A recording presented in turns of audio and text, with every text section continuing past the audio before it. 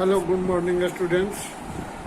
पिछले क्लास में हमने कॉग्निजेंस की चर्चा की थी, जिसमें यह बताया था कि 190 CRPC में magistrate has power to take cognizance, but उसी को थोड़ा सा शॉर्ट सबमिशन करके थोड़ा ज़्यादा ही चर्चा कर दी थी। लेकिन कुछ बातें और उसमें कॉग्निजेंस के बारे में आपको बताना रह गया है, जिसमें हम बताएं कि 190 CRPC में जहां कॉग्निजेंस की बात है कि मजिस्ट्रेट साहब कॉग्निजेंस लेंगे, तो 193 CRPC कहता है कि कुछ ऑफेंसेज जिसमें magistrate had no power to take cognizance, वैसे हालात में जजेज डिस्ट्रिक्ट जज को पावर है। जैसे as for example narcotic drugs, इसमें CGM साहब नहीं ले सकते कॉग्निजेंस। कस्टम एक्ट का अलग केस अलग कोर्ट है, वह कॉग्निजेंस अथॉरिटी है। इनकम टैक्स का अलग कोर्ट है, वह कॉग्निजेंस अथॉरिटी है।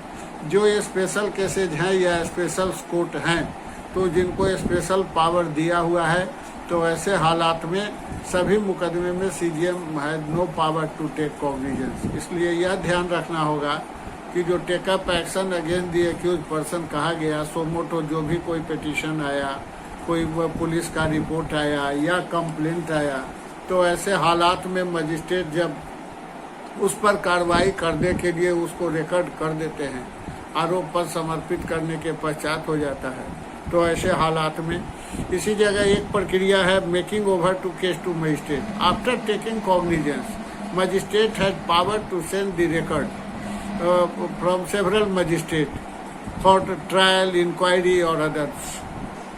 Any magistrate, any chief judicial magistrate after taking cognizance make over the case for inquiry or trial to any competent magistrate or subordinate to him।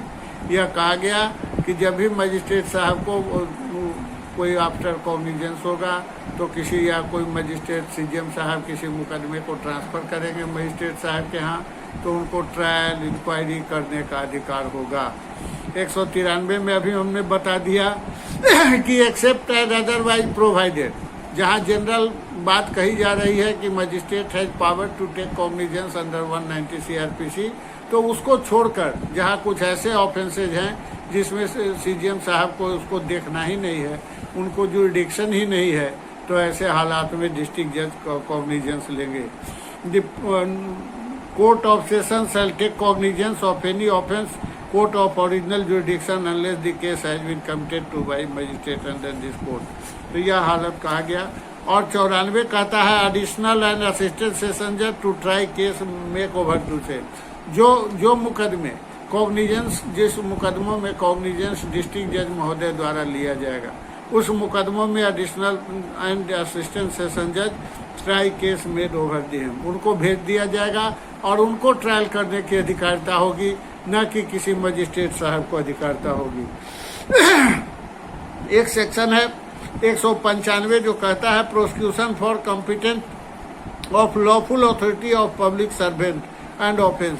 इस संबंध में आपको बताएं 95, 96, 197 CRPC कहता है कि वैसे हालात में, जनरल हालात में सरकारी ऑफिसर्स पर जो due discharge of official duty हैं, उन पर मुकदमा चलाने के लिए सरकार की अनुमति चाहिए, सैंक्शन चाहिए। सैंक्शन के पश्चात ही अगर वो कुछ अपने अधिकार के तहत, अपने जुरिडिक्शन के तहत कार्यवाही कर रहे हैं, लेकिन वह कार्यवाही ड्यू डिस्चार्ज से अलग है, जो ड्यूटी दिया गया है उससे अलग कार्यवाही हो रही है, और उस पर कोई व्यक्ति मुकदमा करना चाहता है, तो मुकदमे करने के पश्चात अगर वह सेक्शन सेंट्रल गवर्नमेंट का अधिकृत है, तो सेंट्रल पदाधिकारियों का उस पर सैंक्शन चाहिए, और अगर स्टेट गवर्नमेंट से रिलेटेड है तो स्टेट गवर्नमेंट का सैंक्शन चाहिए। प्रोसिक्यूशन ऑफ जजेज एंड पब्लिक सर्वेंट 197 मुख्य है इसमें सेक्शन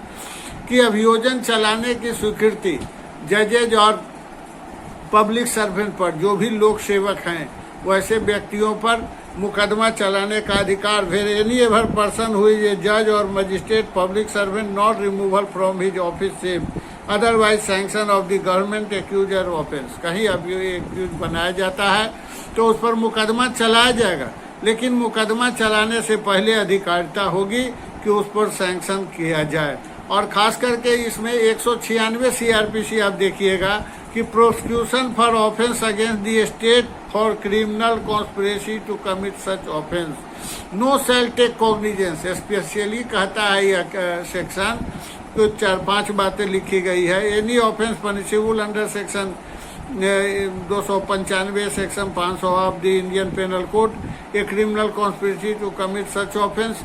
तो कुछ ऑफेंस में एकदम लिखा गया है कि no court shall take cognizance without sanction of the court, officer of the court. इसमें एक सेक्शन मुख्य रूप से एक धारा देखिए आप, चैप्टर देखिए, कंप्लेंट टू मजिस्ट्रेट, जहां 200 सीआरपीसी में कहा गया।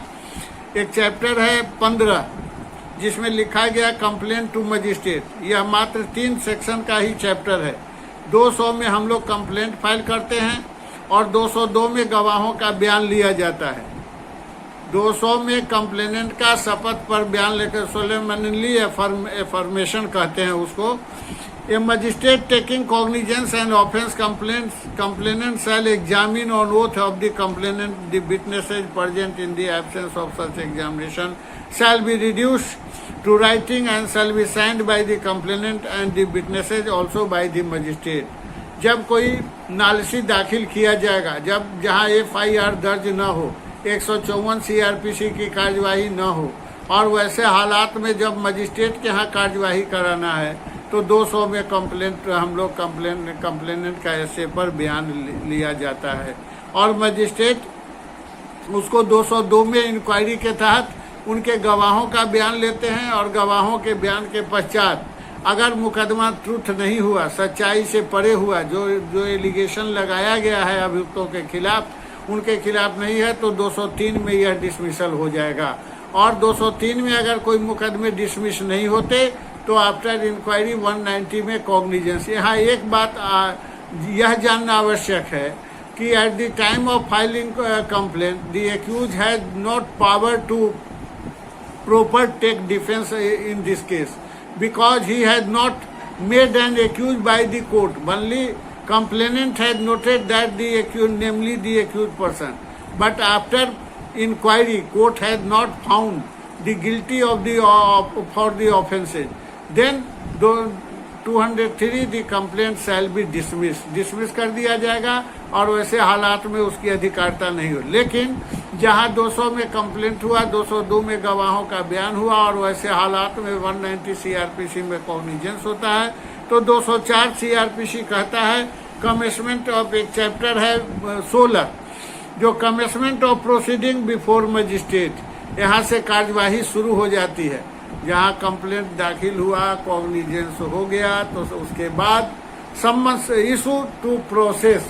अब प्रोसेस में फर्स्ट प्रोसेस कहता है कि अभियुक्तों पर या कोर्ट को जिसको भी रिक्वायर है उसको सम्मन जारी करेगा। If the opinion magistrate taking 204 कहता है the sufficient ground to proceeding and the appears the summons case he shall issue the summons for the attendance of the accused.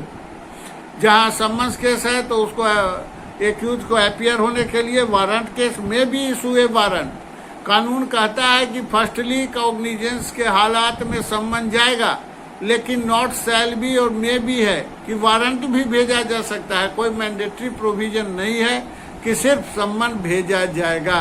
May be, shall be presumption procedure में बहुत ही मायने रखता है और ऐसे हालात में जहां कानून कहता है इन्हें वारंट केस ही में इशू ए वारंट और फिट a summons for causing accused brought to appear a certain time before such magistrate. एक टाइम निर्धारित करके सम्मन भेजा जाएगा, जैसा कि 61, 62, 63, 64 हम लोग पढ़ चुके हैं। वहाँ सम्मन की प्रक्रिया है, सम्मन, वारंट, कुर्की जब्ती। यह 202 में जब मजिस्ट्रेट साहब कार्यवाही करेंगे, 204 में जब करेंगे तो firstly issue process to the accused person, उनको हाजिर होना होगा।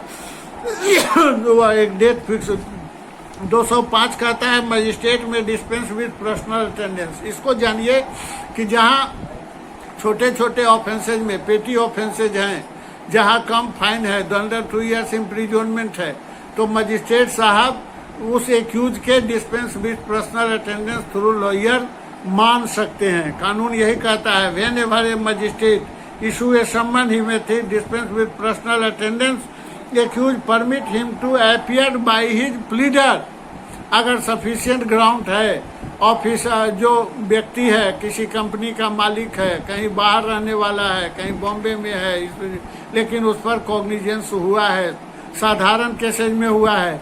अब मर्डर केस और कुर्कीजा ग्रेवर ऑफेंसेज में या 205 का प्रोसीड्योर लागू नहीं होगा, बल्कि सिंपल नेचर के केसेज में ऐसे 205 में थ्रू लॉयर एक्यूज को अपीयर होने की अधिकारता 205 सीआरपीसी देता है। 206 में कहा है स्पेशल सम्मन इन केस ऑफ पेटी ऑफेंस। स्पेशल सम्मन विशेष रूप से एक भेजा जाएगा बहुत छोटे अपराधों में, जहां 100 रुपया फाइन है, 200 रुपया फाइन है, वैसे हालात में छोटे छोटे ऑफेंसेज में स्पेशल सम्मन भेजकर थ्रू एक्यूज भी, थ्रू लॉयर भी उसको मुकदमों को खत्म किया जा सकता है। 207 कहता है supply to the accused of copy of police report and other documents. यह बहुत ही इंपॉर्टेंट सीआरपीसी की प्रक्रिया है।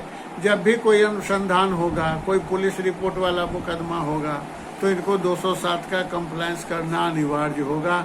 हर एक अभियुक्तों को पुलिस रिपोर्ट दिया जाएगा।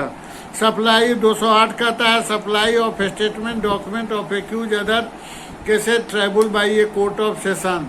जहां कोई ऐसा मुकदमा कॉग्निजेंस हुआ है जो ऑन कंप्लेंट हुआ है, मजिस्ट्रेट साहब ने आफ्टर टेकिंग इंक्वायरी कॉग्निजेंस लिया है और वह मुकदमे सेशन ट्राइबल ऑफेंसेस के तहत है, तो ऐसे हालात में 208 सीआरपीसी में जो कंप्लेंट हुआ या गवाहों का बयान हुआ उसको दाखिल किया जाएगा।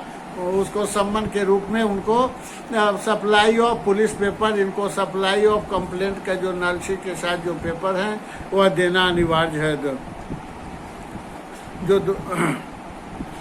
इसके बाद 209 section commitment to case by court of session when offensive tribunal, या पहले भी बताया जा चुका है। सिर्फ इतना देखना है कि सीआरपीसी के शेड्यूल में अगर मुकदमे tribunal by exclusively session court हैं तो मजिस्ट्रेट 209 सीआरपीसी में committed to the court of session record को सेशंस कोर्ट में भेज देगा। 210 सीआरपीसी इंपॉर्टेंट है, procedure to be followed for there is a complaint case and police investigation report also.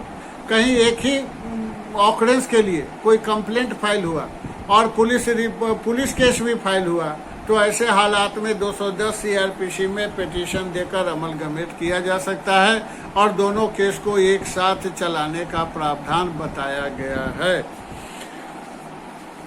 211 से लेकर चैप्टर या 7 नंबर है जो चार्ज से रिलेटेड बताता है कि आरोप गठन, या कल चर्चा करूँगा। Thanks my students.